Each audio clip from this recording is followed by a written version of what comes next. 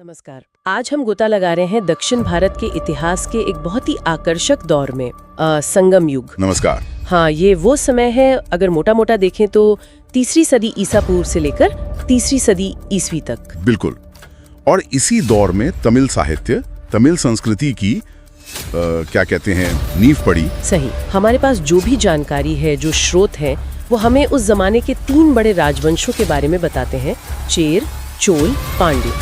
और साथ ही उनके साहित्य और समाज के बारे में भी काफी कुछ पता चलता है। तो चलिए इन्हीं स्रोतों को जरा खंगालते हैं। जरूर।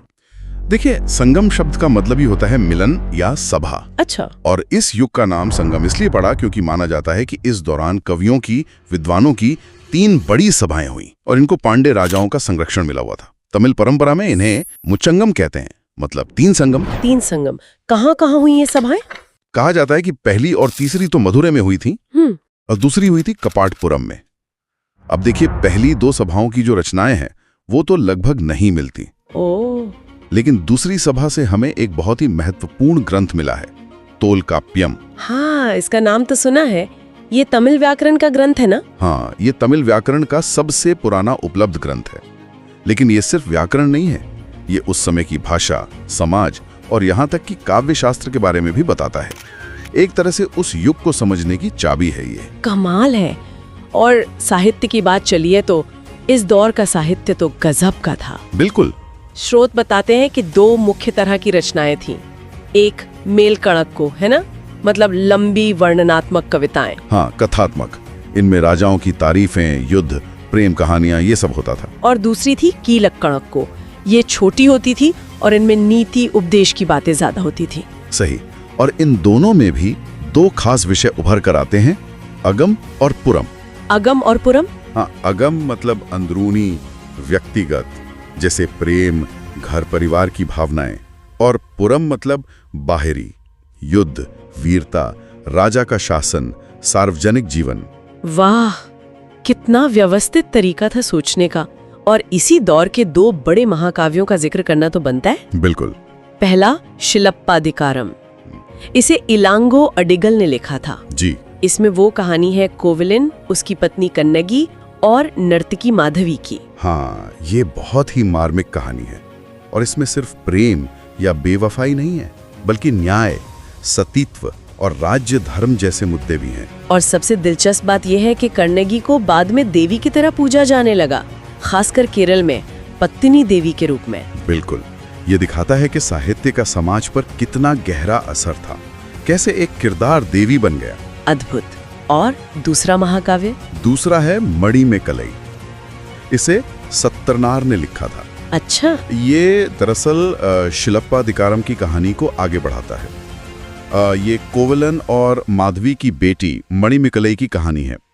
वो कैसे जीवन में दुख देखती है और फिर बौद्ध धर्म अपना लेती है। तो ये हमें उस दौर के धार्मिक विचारों, खासकर बौद्ध धर्म के प्रभाव की भी जानकारी देता है।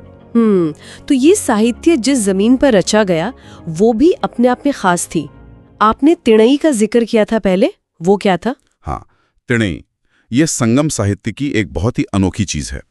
उन्होंने, मतलब उस समय के कवियों ने, पूरे तमिल प्रदेश को 5 तरह के भौगोलिक क्षेत्रों या भूभागों में बांटा था। हर भूभाग का अपना एक नाम, अपनी एक पहचान थी। 5 तरह के? कौन कौन से? देखिए, पहला कुरुंजी, पहाड़ी इलाके। वहां के लोगों का मुख्य काम शिकार करना, शहद इकट्ठा करना। उनके अपने देवता थे, अपनी प्रेम कविताएं थीं। अच्छा। फिर मुल्लय, जंगल और चारागाह वाले इलाके, पशुपालन मुख्य था यहाँ। तीसरा मरुतम, नदी घाटी के उपजाऊ मैदान, यहाँ खेती होती थी, धान मुख्य फसल थी। ठीक है। चौथा नेदल, समुद्र तट के इलाके, मछली पकड़ना, नमक बनाना यहाँ का काम था। और 5वां पालय, सूखा रेगिस्तानी जैसा इलाका।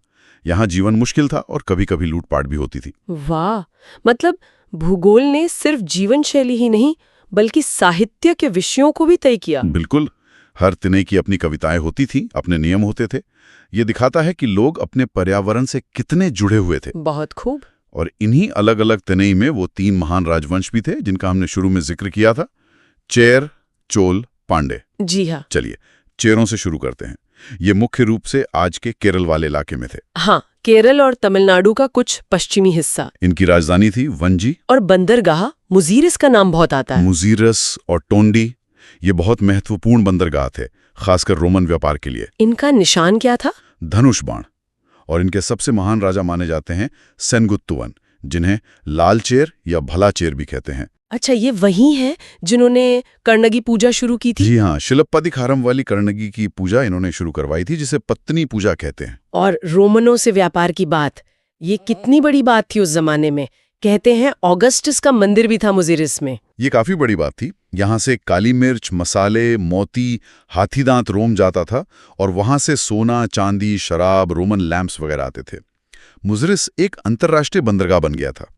ऑगस्टस के मंदिर की बात भी आती है, जो शायद वहां रहने वाले रोमन व्यापारियों ने बनवाया होगा। कमाल है। अच्छा, अब चोलों पर आते हैं। ये पांड्यों के उत्तर पूर्व में थे, कावेरी नदी के डेल्टा में। बिल्कुल, बहुत उपजाऊ इलाका था ये। इनकी पहली राजधानी उरैयोर थी, जो कॉटन के व्यापार के लिए मशहूर थी। बाद में पोहार यानी कावेरीपट्टनम इनकी मुख्य राजधानी और बंदरगाह बनी। और इनका निशान? बाघ। चोलों में सबसे प्रसिद्ध राजा कौन हुए? करिकाल का नाम आता है। हाँ, करिकाल चोल बहुत ही शक्तिशाली शासक थे। उन्होंने वेंडी नाम की जगह पर चेर और पांडे समेत कई राजाओं के संघ को हराया था। बाप रे। और कहा जाता है कि उन्होंने ही कावेरी नदी पर कल्लनई बांध बनवाया, जो आज भी मौजूद है, और कावेरीपट्टनम शहर को भी भव्य रूप दिया। इनकी नौसेना भी काफी ताकतवर मानी जाती थी। पर ये वो चोल नहीं है जो बाद में राजा राज और राजेंद्र चोल के समय में साम्राज्य बनेंगे। नहीं, ये शुरुआती चोल हैं, संगम युग के। बाद के शाही चोल तो कई सदियों बाद मध्यकाल में फिर से उभरेंगे, ये याद रखना जरूरी है। ठीक है। और अब तीसरे राजवंश पांड्य। ये सबसे दक्षिण में थे। हाँ, आज के दक्षिणी तमिलनाडु में। इनकी राजधानी थी मदुरई, जो वैगई नदी के किनारे है। मदुरई तो संगम सभाओं का केंद्र भी थी। बिल्कुल, मदुरई तमिल भाषा, साहित्य और संस्कृति का गढ़ थी। पांड्य राजाओं ने ही संगम सभाओं को संरक्षण दिया था। इनका निशान क्या था? मछली। और ये किस चीज के लिए मशहूर थे? मोतियों के लिए। जी हाँ, पांड्य देश अपने मोतियों के लिए दुनिया भर में मशहूर था। इनका जिक्र तो यूनानी राजदूत मेगास्थनीज ने भी अपनी किताब इंडिका में किया है। मेगास्थनीज ने, मतलब ये काफी पुराने समय से जाने जाते थे। हाँ, मेगास्थनीज ने पांड्य राज्य का जिक्र किया है और बताया है कि यहाँ शायद स्त्रियों का शासन था। हालांकि ये बात विवादित है, राइट। लेकिन ये इनके प्राचीन होने का सबूत है। इनका मुख्य बंदरगाह कोरकाई था, जो मोती व्यापार का बड़ा केंद्र था। इनके भी रोमनों से अच्छे व्यापारिक संबंध थे। तो तीनों ही राजवंशों के रोम से अच्छे व्यापारिक संबंध थे। जी, ये उस दौर की अर्थव्यवस्था का एक अहम हिस्सा था। अच्छा, अब थोड़ा समाज के बारे में बात करते हैं। उस समय समाज कैसे बटा हुआ था? राजा तो सबसे ऊपर थे, अरसर। हाँ, शासक वर्ग अरसर कहलाता था। फिर आते थे बड़े जमींदार, जिन्हें विल्लालर कहते थे। ये काफी प्रभावशाली होते थे। वेल्लालर। और आम किसान? आम किसान या हल चलाने वाले उजावर कहलाते थे। उजावर। और फिर सबसे निचले पायदान पर थे खेतीरम मजदूर, जिन्हें कदेसियार कहा जाता था। और दास यानी अड़ीमय भी थे। तो एक तरह का सामाजिक वर्गीकरण मौजूद था। हाँ, जो उस समय की कृषि आधारित अर्थव्यवस्था और भूमि संबंधों को दिखाता है। तो अगर हम सार निकालें, संगम युग दक्षिण भारत का वो दौर था जिसने हमें चेर, चोल, पांड्य जैसे अहम राज्य दिए। सबकी अपनी पहचान, अपने निशान, अपनी राजधानियां, अपने बंदरगाह थे। बिल्कुल, और उससे भी बढ़कर इसने तमिल साहित्य और संस्कृति की वो गहरी नींव डाली जिसका असर आज तक है। वो अनोखा साहित्य, वो महाकाव्य, वो तिनई की अवधारणा, ये सब मिलकर उस युग की एक बहुत ही जीवंत तस्वीर बनाते हैं। हाँ, और जाते जाते एक सवाल सोचने के लिए छोड़ा जा सकता है। जरूर। कि ये जो प्राचीन महाकाव्य हैं, जैसे शिलापादिकारम में कन्नगी का न्याय के लिए संघर्ष और उसका सतीत्व का आदर्श, या मणिमेकलई में त्याग और करुणा के मूल्य, ये आज भी दक्षिण भारतीय समाज की सोच को, उनकी संस्कृति को किस तरह से प्रभावित करते होंगे? क्या इन सदियों पुरानी कहानियों में आज के जमाने के लिए भी कोई सबक है, कोई प्रासंगिकता है जिस पर हमें और गौर करना चाहिए? वाकई सोचने वाली बात है। कैसे अतीत आज भी हमारे साथ चलता है।